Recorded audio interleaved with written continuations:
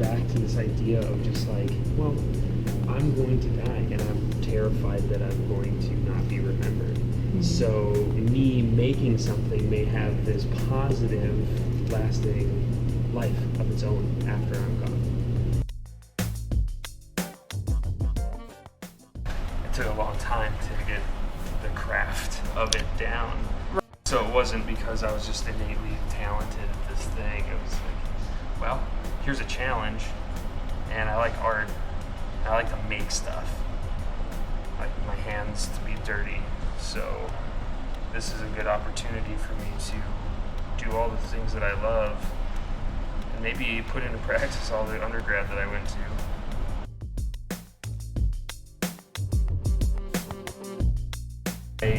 I cast vinyl records and let those set up, and I use a low fire slip that only goes to cone 04 is where I felt like I take it, and I like the results of it the most. It's whiter and it's a little bit more rigid. So I let them set up after I pour them. I compress the bottoms to smooth it out so I can treat the bottoms later. I lay down some wax paper for them to dry on so that the shrinkage, when it shrinks, it like has something that will move with the clay instead of just a shelf where it will kind of grab it and that'll start that warping, because these are very thin. So and then once they're set up, after I take them out of the mold, I put them on my banding wheel and go in and clean up what I didn't clean up when I took them out, and then let them dry, put them in the kiln. I want these things to be clean. I have an innate clean sensibility.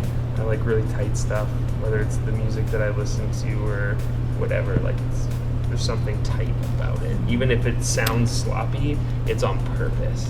There's something about it. And for me, it's important that these don't just read as discs, but they read as records. And so the tight nature plays into that. They need to be as round as possible and have that hole in the center and look like a record.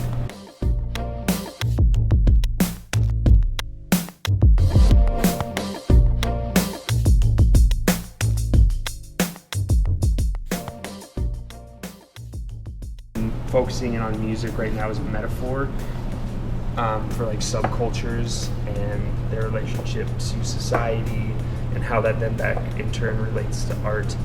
It's a little kind of heady of an answer. I'm a music guy. Like I'm an avid listener to music. I play music.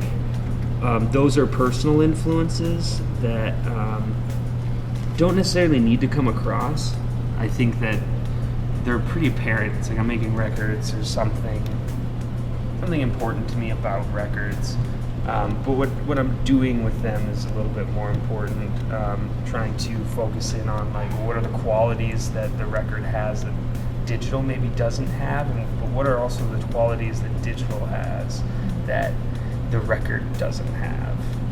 So like, one's not inherently evil and one's not inherently good.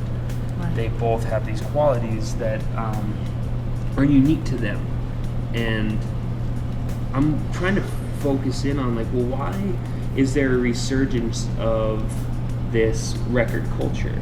Is it because they sound better, like everybody says, or is there a different reason? Is it tangibility? Is it memory or nostalgia that takes us to these places? Mm-hmm. So I think that like through making these copies,